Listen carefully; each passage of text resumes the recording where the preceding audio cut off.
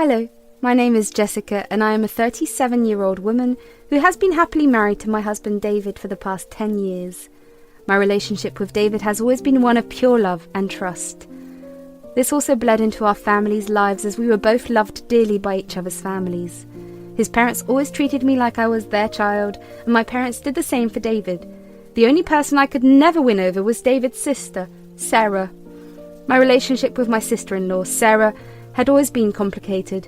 From the moment I entered her family, there was an undeniable tension between us.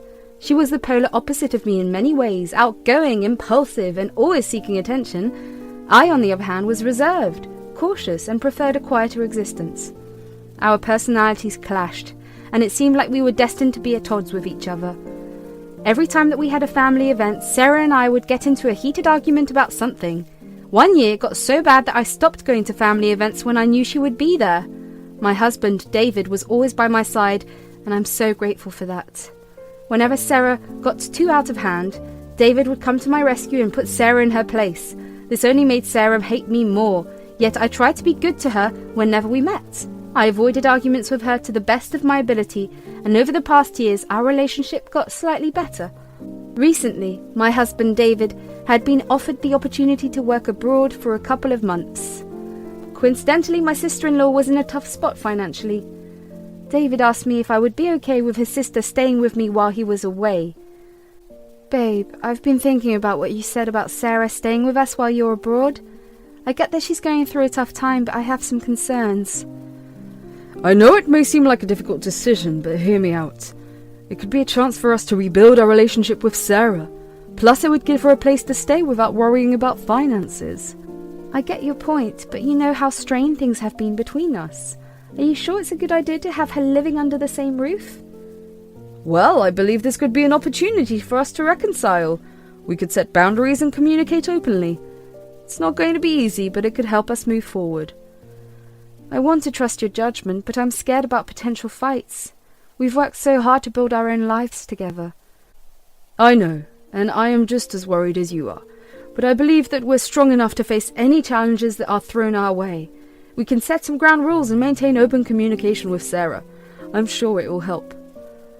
Okay, sweetheart. If you genuinely think this is the right thing to do, then I'll support your decision. I also agreed because deep down I believed that maybe, just maybe, we could find common ground and create a bond as sister-in-law. I wanted her to see that despite our differences, I still cared for her. After all, she was my husband's baby sister that he loved so dearly. I wanted to extend that same kind of care to her to show her that we could overcome all our differences and enjoy each other's company. It started innocently enough. I offered her our spare bedroom. Sarah settled into the spare room and I made sure to make her feel welcome. I even let her borrow some of my clothes and jewellery, thinking it would be a bonding experience. Unfortunately, it did nothing for our relationship. Sarah continued to ignore my existence. Whenever she did acknowledge me, she would be rude and indifferent towards me. I let it go, thinking that relationships required time and effort to change for the better. I continued to put up with her behaviour toward me. I did not tell my husband David about it because I did not want him to act on it. If he scolded Sarah for her behaviour towards me, she would only treat me worse. I could barely put up with her cold behaviour towards me, and if it got worse, I was afraid I would have to kick her out of my house. I took up all the household chores. I cleaned and cooked meals for both of us. I never asked her to contribute in any way, neither around the house nor financially. She was practically living for free and being treated like a queen. One day, I informed Sarah that I would be going on a trip with my friends during the weekend, so she would have the house to herself. For the first time since she moved in, her eyes lit up with joy. It hurt me that the thought of me being away brought so much joy in her, but I let it go and chose to focus on the trip I had ahead of me. I left for the trip and had a great time. I actually dreaded coming back home to Sarah, but I told myself to be brave and walk into the house and greet her with a smile. I walked in and greeted her with a smile and was met with a sneer in return. Choosing not to let it bother me, I made my way to my room so I could unpack and lie down for a while. While unpacking my things, I couldn't help but feel like there was something wrong. I stood by my dresser and scanned the room. While it looked untouched to the normal eye, I knew my room like the back of my hand. I was very particular about the way things were kept. A lot of the things in my room looked like they had been moved around. I began to feel my heart race with panic. My first instinct was to check my jewellery box. You see, I have this necklace that's a family heirloom. It belonged to my great-great-great-grandmother, who then passed it to her first daughter, and so the tradition was born. The necklace was inlaid with many precious stones and made with pure silver.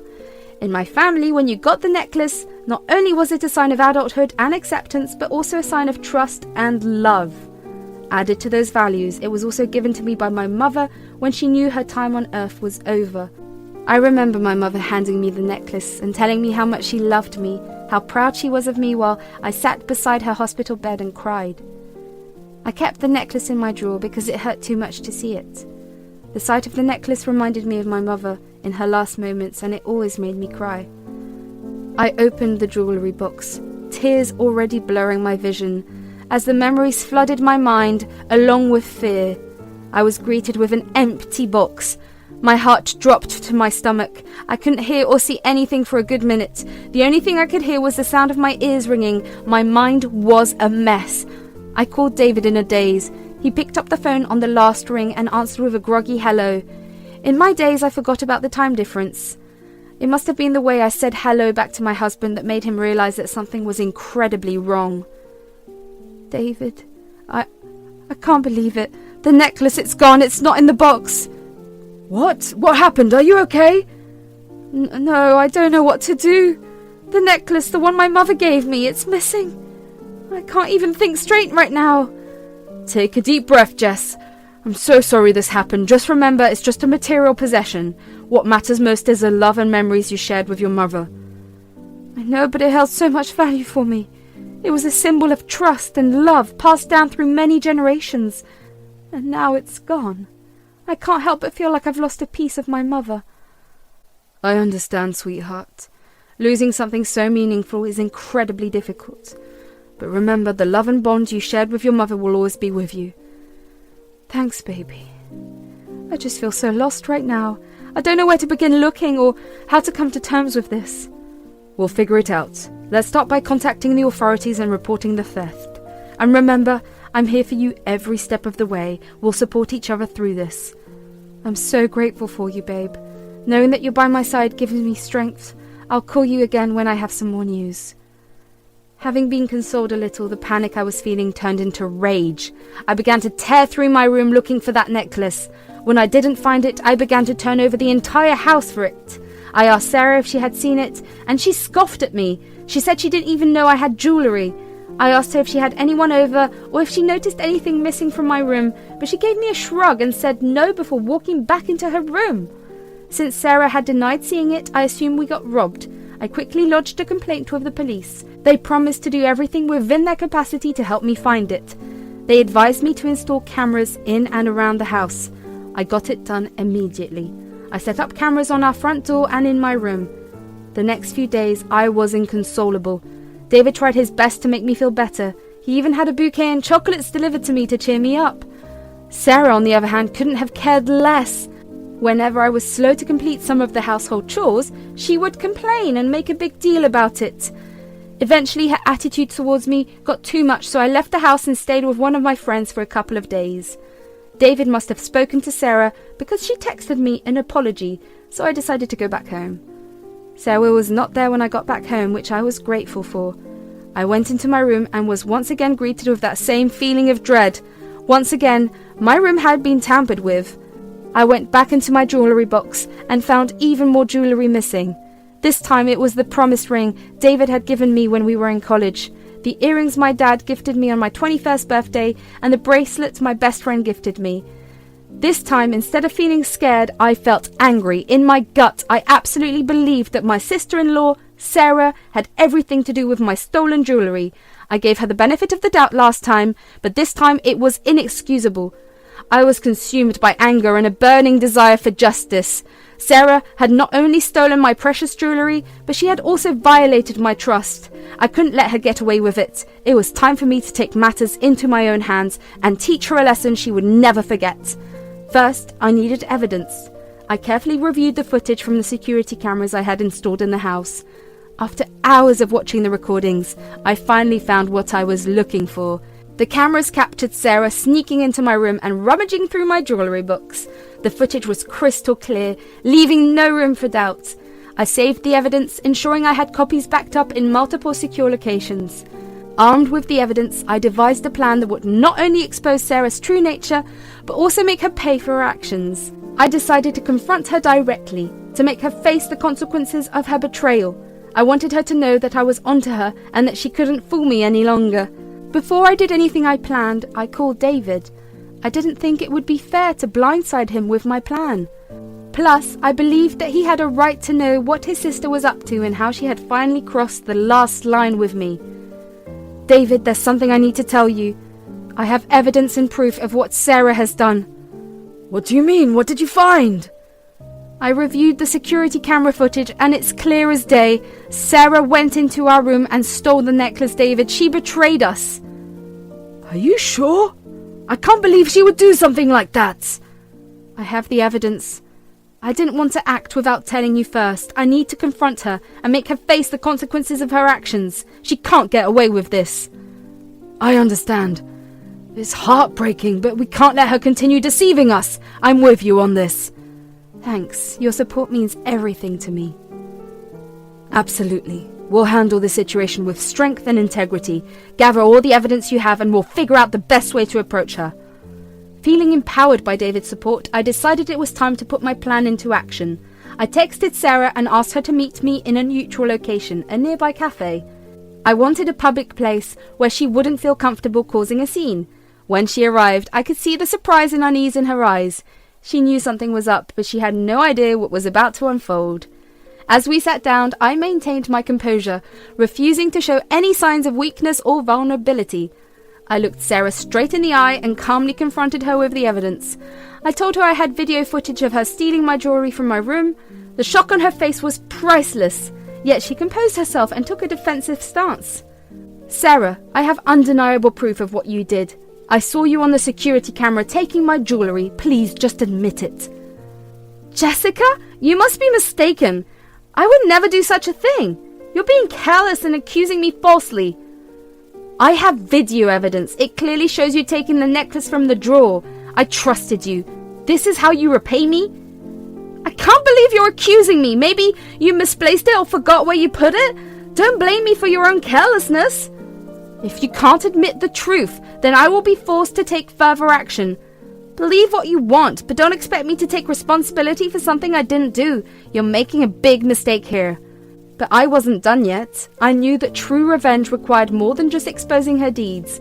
I wanted her to experience the pain and anguish she had made me feel.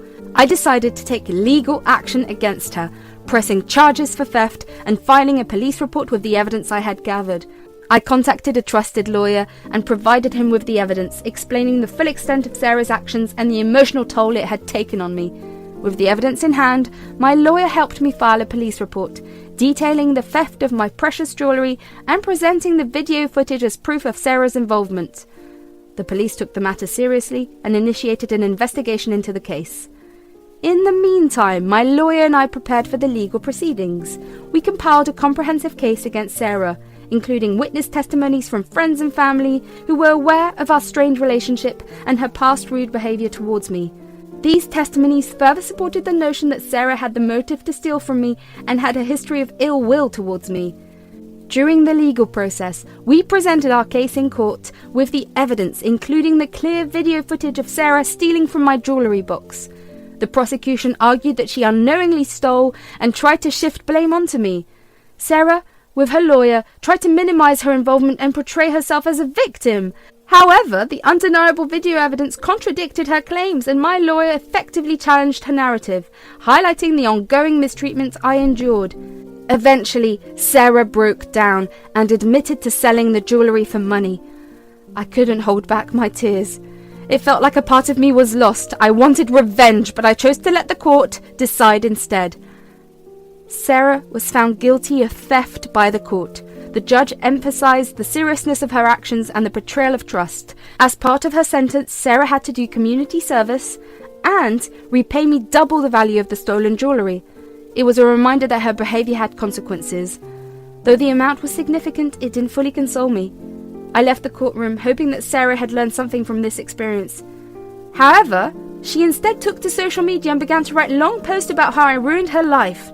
She wrote that I was careless with my precious items, and if they really meant that much to me, I should have locked them in a safe. She called me a bunch of explicit names and said that she wished her brother had married someone else.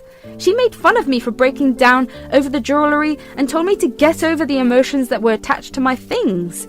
Initially, I simply let go of the feelings I had when I saw her posts. I thought that she was probably just angry that her actions actually caught up to her this time and was simply lashing out now. However, my last straw was when she decided to insult my family in one of her posts. I decided enough was enough. I was going to exact some more revenge because clearly a lawsuit and a filed record were not enough to get Sarah to change her behaviour toward me. It was time to expose her true nature to the world and make her face the consequences of her actions. I decided to gather all the evidence I had of her mistreatment, her theft, and her attempts to blame me and share it with the world. I documented every detail of Sarah's actions, from her disrespectful behaviour to her betrayal of stealing and selling my jewellery. I included screenshots of her hurtful social media post and the video footage of her stealing. With my post prepared, I anonymously shared it on a popular online community forum, exposing Sarah's true nature. Sarah's actions were met with widespread shock and disgust. People were horrified by her behaviour and how she tried to blame me for her actions. The post went viral and her online reputation quickly crumbled as more and more people learned about her true character. Former friends and colleagues shared their own negative experiences with her, which exposed a pattern of toxic behaviour. The consequences extended beyond social media. Her workplace discovered her misconduct. They launched an internal investigation which revealed more instances of her unprofessional behaviour. As a result, she was fired, losing her job and professional standing. The revelations had a lasting impact. Mutual friends distanced themselves from her. They did not want to be associated with someone that lacked integrity.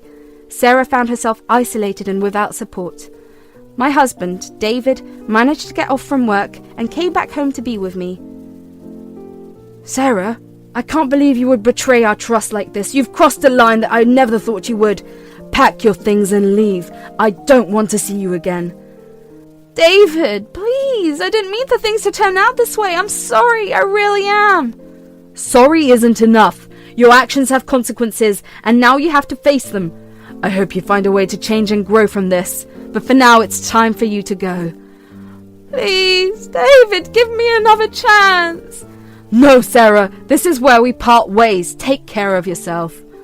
I watched Sarah sob loudly but felt no compassion toward her. She had done so much harm to me and felt no empathy towards my suffering, and so I felt the same for her. My husband escorted her out of our home and wished her luck for her future. In the end, I felt a deep sense of satisfaction and relief. Seeing Sarah face the consequences of her actions brought closure to the pain she had caused.